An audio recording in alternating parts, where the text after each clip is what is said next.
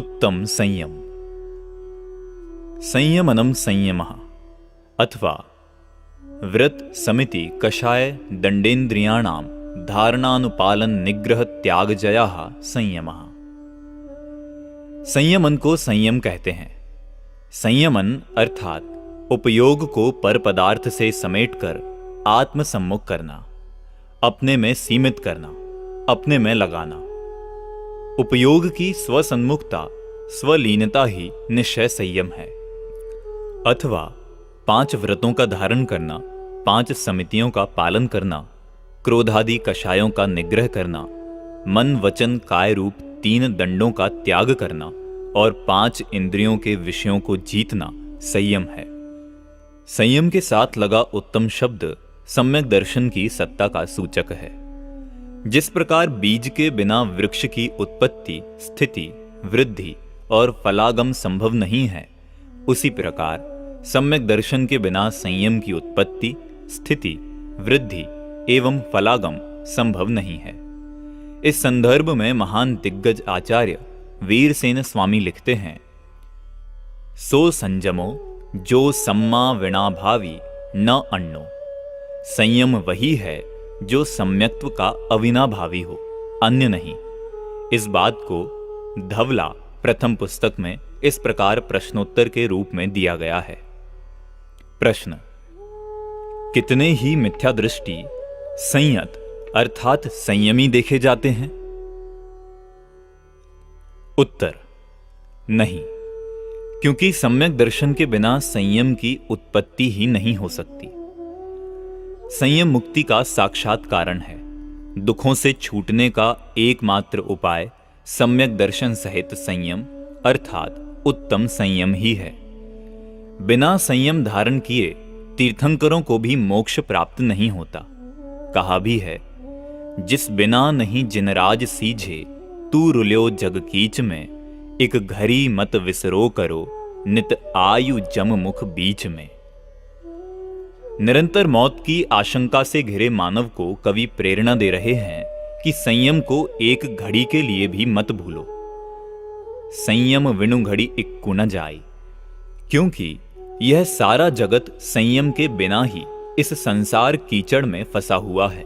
संसार सागर से पार उतारने वाला एकमात्र संयम ही है। संयम एक बहुमूल्य रत्न है। इसे लूटने के लिए पंचेंद्रिय के विषय कषाय रूपी चोर निरंतर चारों ओर चक्कर लगा रहे हैं। अतः कवि सचेत करते हुए कहते हैं, संयम रतन संभाल विषय चोर चहु फिरत हैं। आगे कहते हैं, उत्तम संयम गहुमन मेरे भव भव के भाजें अघ तेरे, सुरग नरक पशु गति में नाही आलस हरन करन सुख ठाही। यहां अपने मन को समझाते हुए कहा गया है कि हे मन, उत्तम संयम को धारण कर, इससे तेरे भव भव के बंधे पाप भाग जावेंगे, कट जावेंगे। यह संयम स्वर्गों और नरकों में तो है ही नहीं, अपितु पूर्ण संयम तो तिरंच गति में भी नहीं है। एकमात्र मनुष्य भव ही ऐसा है जिसमें संयम धारण किया जा सकता है। मनुष्य जन्म की सार्थकता संयम धारण करने में ही है। कहते हैं, देव भी इस संयम के लिए तरसते हैं। जिस संयम के लिए देवता भी तरसते हों और जिस बिना तीर्थंकर भी ना तैरें, वह संयम कैसा होगा? इस पर हमें गंभीरता से विचार करना चाहिए। उसे मात्र 2-4 दिन भूखे रहने एवं सिर मुंडन करा लेने मात्र तक सीमित नहीं किया जा सकता।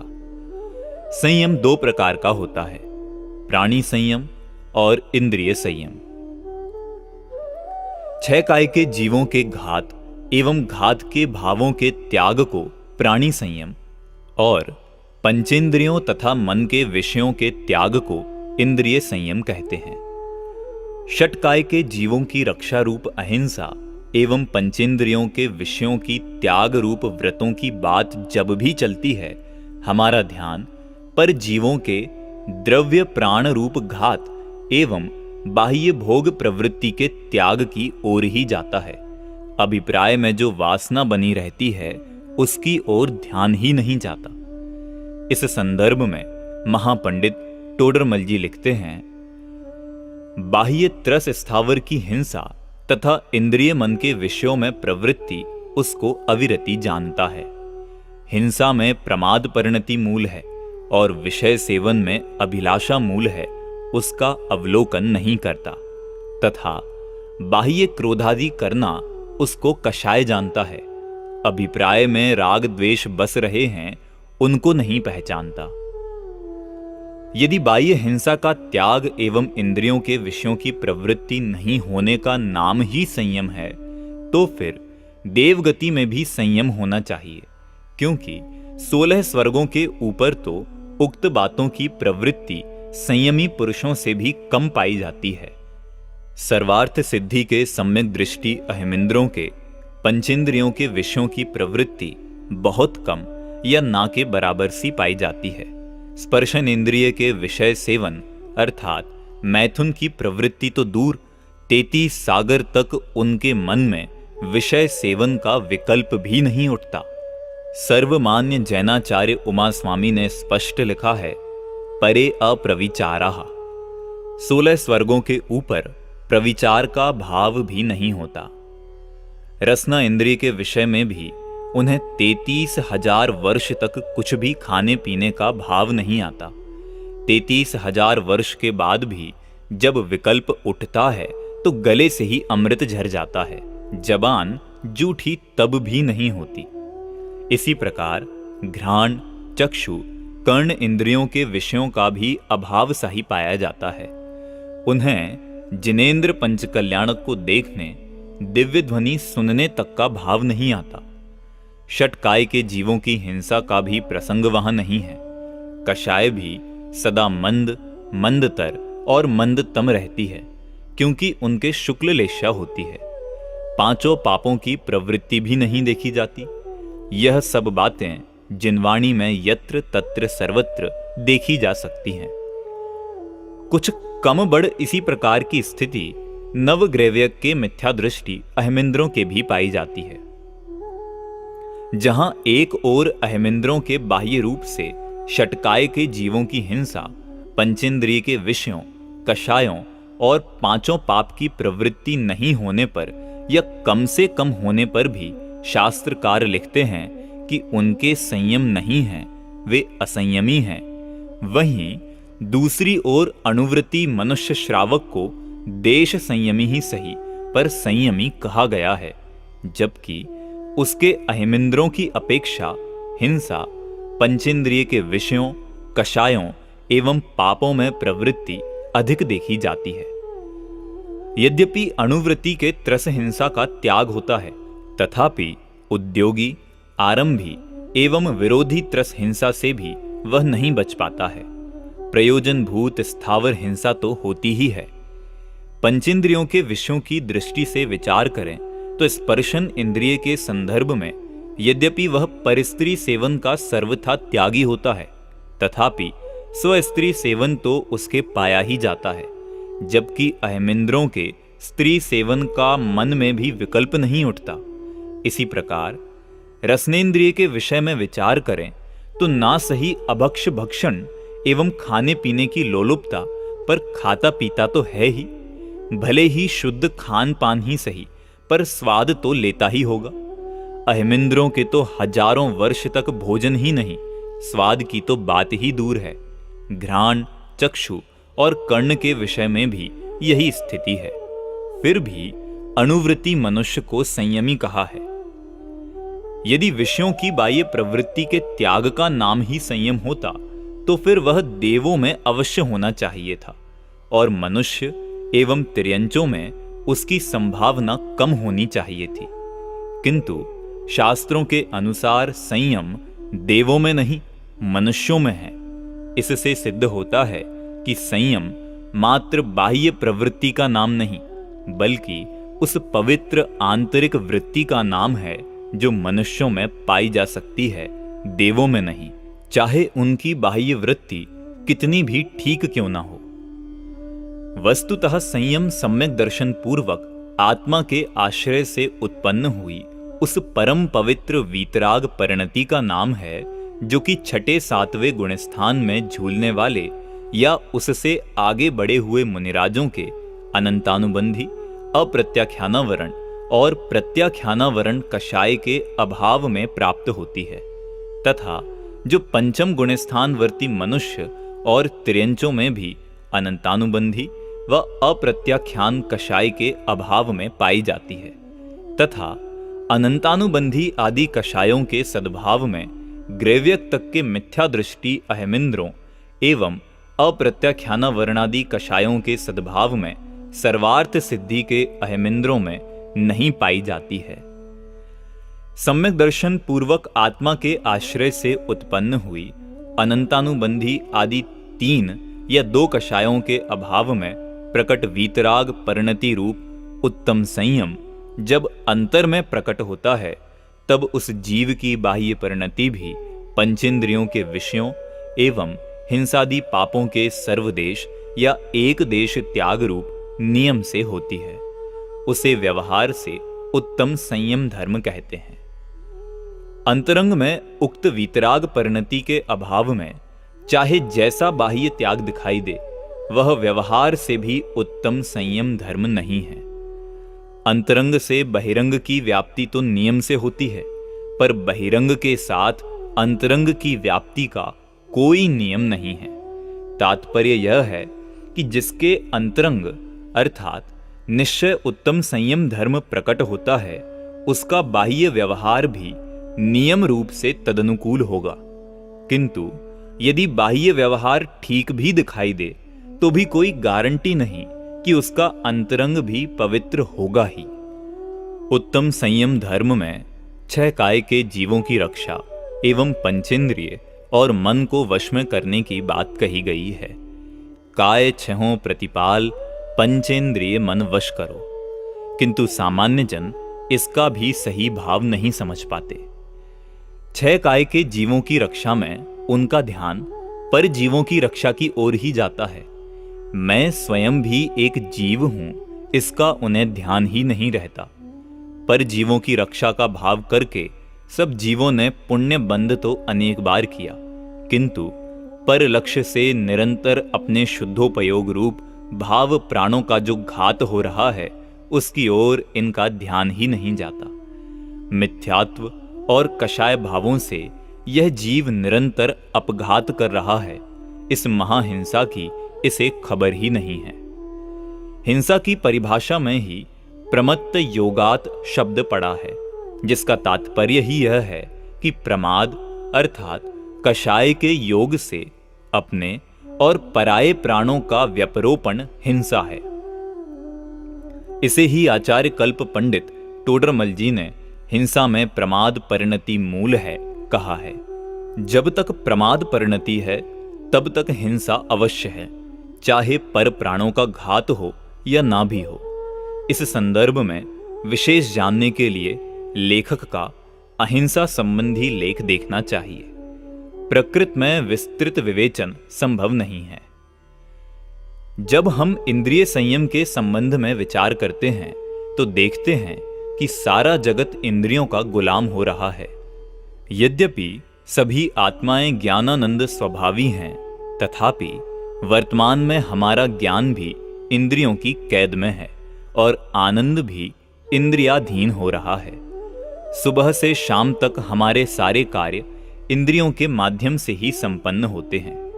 यदि हम आनंद लेंगे तो इंद्रियों के माध्यम से, और कुछ जानेंगे तो भी इंद्रियों के माध्यम से ही। यह है हमारी इंद्रियाधीनता, पराधीनता।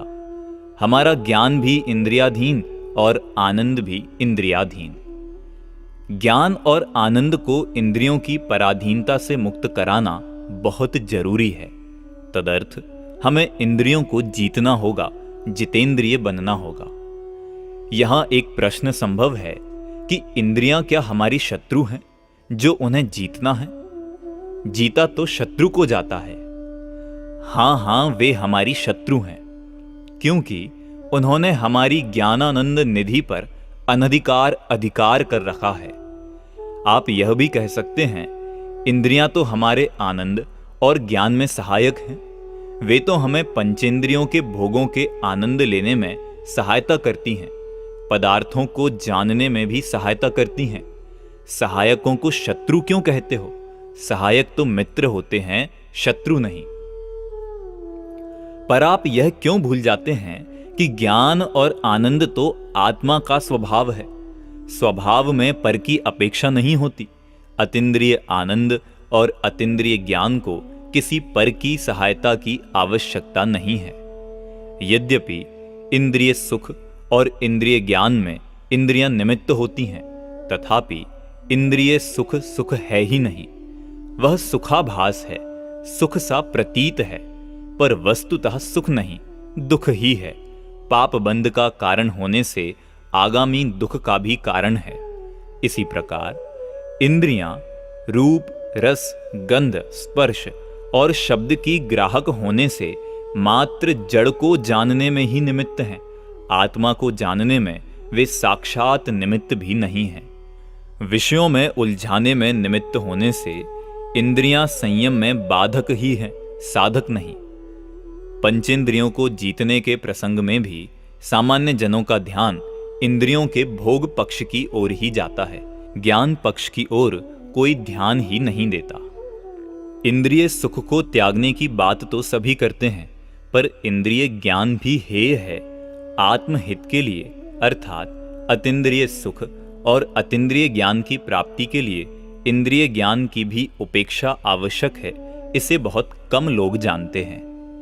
जब इंद्रिय सुख भोगते भोगते अतीन्द्रिय सुख प्राप्त नहीं किया जा सकता, तब इंद्रिय ज्ञान के माध्यम से अतीन्द्रिय ज्ञान की प्राप्ति कैसे होगी? आत्मा के अनुभव के लिए जिस प्रकार इंद्रिय सुख त्याज्य है, उसी प्रकार अतीन्द्रिय ज्ञान की प्राप्ति के लिए इंद्रिय ज्ञान से भी विराम लेना होगा। प्रवचन सार में आचार्य कुंद कुंद लिखते हैं, अत्थि अमुत्तम मुत्तम अदिंदियम इंदियम च अत्थेसु णाणम चतः सोखम जम तेसु परम च तमणेयम। जिस प्रकार ज्ञान मूर्त अमूर्त और इंद्रिय अतीन्द्रिय होता है, उसी प्रकार सुख भी मूर्त अमूर्त और इंद्रिय अतीन्द्रिय होता है। इनमें इंद्रिय ज्ञान और इंद्रिय सुख हेय हैं और अतीन्द्रिय ज्ञान और अतीन्द्रिय सुख उपादेय हैं। प्रवचन सार की ही 55वीं गाथा की उत्थानिका में आचार्य अमृत चंद्र लिखते हैं, अथ इंद्रिय सौख्य साधनी भूतम इंद्रिय ज्ञानम हेयम प्रणिंदति। अब इंद्रिय सुख का साधन भूत इंद्रिय ज्ञान हेय है, इस प्रकार उसकी निंदा करते हैं। इंद्रिय ज्ञान से विराम लेने की बात तो बहुत दूर, आज हम इंद्रियों के विषयों अर्थात भोगों को भी छोड़ने में नहीं, जोड़ने में लग रहे हैं। पेट के नाम पर पेटी भर रहे हैं। हमसे तो वे चौपाए पशु अच्छे, जिनकी तृष्णा पेट तक ही सीमित है। पेट भर जाने पर वे घंटे 2 घंटे को ही सही खाने पीने से विरत हो जाते हैं, पर प्राणी जगत का यह बुद्धिमान दोपाया सभ्य मानव पल भर को भी विराम नहीं लेता। यद्यपि अन्य प्राणियों की तुलना में इसका पेट बहुत छोटा है, पर वह कभी भरता ही नहीं। यदि पेट भर भी जावे तो मन नहीं भरता। कहता है कि पेट के लिए सब कुछ करना पड़ता है, पर यह सब बहाना है। पेट भर जाने पर भी तो इसका मुंह बंद नहीं होता, चलता ही रहता है। जब तक पेट में समाता है, तब तक ऐसा खाना खाता है जो पेट में जावे, पर जब पेट भर जाता है तो पान, सुपारी, इलायची आदि ऐसे पदार्थों को खाने लगता है जिनसे रसनेंद्रिय के विषय की तृप्ति तो हो, पर पेट पर वजन ना पड़े। कुछ लोग तो ऐसे मिलेंगे जो 24 घंटे मुंह में कुछ ना कुछ डाले ही रहेंगे, सोते समय भी दाढ़ के नीचे पान दबाकर सोएंगे। भर पेट सुस्वादु भोजन कर लेने के बाद भी न मालूम क्यों इन्हें घास पत्ती खाने की इच्छा होती है। लगता है ऐसे लोग तिर्यंच योनि से आए हैं, अतः घास खाने का अभ्यास है जो छूटता नहीं, अथवा तिर्यंच गति में जाने की तैयारी है, इस कारण अभ्यास छोड़ना नहीं चाहते। क्योंकि घास खाने और वह भी 24 घंटे खाने का अभ्यास यदि छूट गया तो फिर क्या होगा? क्योंकि वहां तो 24 घंटों ही चरना है। अथवा ऐसा भी हो सकता है कि नरक गति से आए हों, वहां सागरों पर्यंत भोजन नहीं मिला था, अब मिला है तो उस पर टूट पड़े हैं, या फिर नरक जाने की तैयारी है, सोचते हैं कि जितने दिन हैं खा लें, फिर ना मालूम मिलेगा या नहीं। जो भी हो, पर ऐसे लोग पेट भरने के नाम पर पंचेंद्रियों के विषयों को ही भोगने में लगे रहते हैं। मैं पूछता हूं, प्यासे को मात्र पानी की जरूरत है या ठंडे मीठे रंगीन पानी की? पेट को तो पानी की ही जरूरत है, चाहे वह गर्म हो या ठंडा। पर स्पर्श इंद्रिय की मांग है ठंडे पानी की, रसनेन्द्रिय की मांग है मीठे पानी की, घ्राण कहती है सुगंधित होना चाहिए, फिर आंख की पुकार होती है रंगीन हो तो ठीक रहेगा। एयर कंडीशन होटल में बैठकर रेडियो का गाना सुनते सुनते जब हम ठंडा मीठा सुगंधित रंगीन पानी पीते हैं तो 1 गिलास का 1 रुपया चुकाना पड़ता है। यह 1 रुपया क्या प्यासे पेट की आवश्यकता थी? पेट की प्यास तो मुफ्त के 1 गिलास पानी से बुझ सकती थी। 1 रुपया पेट की प्यास बुझाने में नहीं, इंद्रियों की प्यास बुझाने में गया है। इंद्रियों के गुलामों को न दिन का विचार है न रात का, न भक्ष्य का विचार है न अभक्ष्य का। उन्हें तो जब जैसा मिल जावे खाने पीने भोगने को तैयार हैं। बस उनकी तो एक ही मांग है कि इंद्रियों को अनुकूल लगना चाहिए, चाहे वह पदार्थ हिंसा से उत्पन्न हुआ हो, चाहे मलिन ही क्यों ना हो, इसका उन्हें कोई विचार नहीं रहता। जिसके भक्षण में अनंत जीव राशि का भी विनाश क्यों ना हो, ऐसे पदार्थों के सेवन में भी इन्हें कोई परहेज नहीं होता, बल्कि उनका सेवन नहीं करने वालों की हंसी करने में ही इन्हें रस आता है। वे अपने असंयम की पुष्टि में अनेक प्रकार की कुतर्कें करते रहते हैं। एक सभा के बीच ऐसे ही एक भाई मुझसे बोले, हमने सुना है कि आलू आदि जमीकंदों में अनंत जीव रहते हैं। जब मैंने कहा रहते तो हैं, तब कहने लगे उनकी आयु कितनी होती है? एक श्वास के 18वें भाग। यह उत्तर पाकर बोले, जब उनकी आयु ही इतनी कम है तो वे तो अपनी आयु की समाप्ति से ही मरते होंगे, हमारे खाने से तो मरते नहीं। फिर इनके खाने में क्या दोष है? मैंने कहा, भाई जरा विचार तो करो, भले ही वे अपनी आयु समाप्ति के कारण मरते हों, पर मरते तो तुम्हारे मुंह में हैं और वहीं जन्म भी लेते हैं। जरा से स्वाद के लिए अनंत जीवों का मुर्दा घर और जच्चा खाना अपने मुंह को, पेट को क्यों बनाते हो? यदि कोई तुम्हारे घर को जच्चा खाना बनाना चाहे या मुर्दा घर बनाना चाहे तो क्या सहज स्वीकार कर लोगे? नहीं, तो फिर मुंह को, पेट को क्यों बनाते हो? तब वे कहने लगे, हम उन्हें मारते तो नहीं, वे स्वयं मर जाते हैं। तब प्रेम से समझाते हुए मैंने कहा, आपके घर में किसी को मारकर नहीं जलावेंगे, उन्हीं को जलावेंगे जो स्वयं की मौत से मरेंगे। तथा अवैध बच्चों को नहीं, पर वैध बच्चों को पैदा करने वाली जच्चाओं को ही रखेंगे, तब तो आपको कोई ऐतराज ना होगा। यदि होगा तो फिर स्वयं मृत और जन्म लेने वाले जीवों का मरण स्थान और जन्म स्थान अपने मुंह को क्यों बनाना चाहते हो? भाई, राग की तीव्रता और अधिकता बिना ऐसे निंद काम संभव नहीं है। राग की तीव्रता और अधिकता ही महाहिंसा है। अतः हिंसा मूलक एवं इंद्रियों की लोलुपता रूप ऐसे असंयम को छोड़ ही देना चाहिए।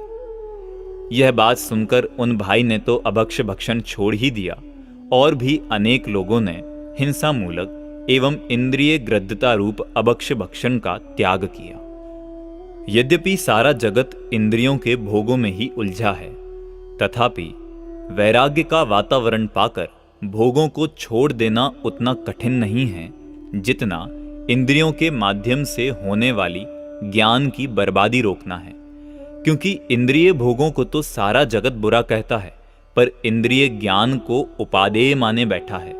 जिसे उपादेय माना हो उसे छोड़ने का प्रश्न ही कहां उठता है।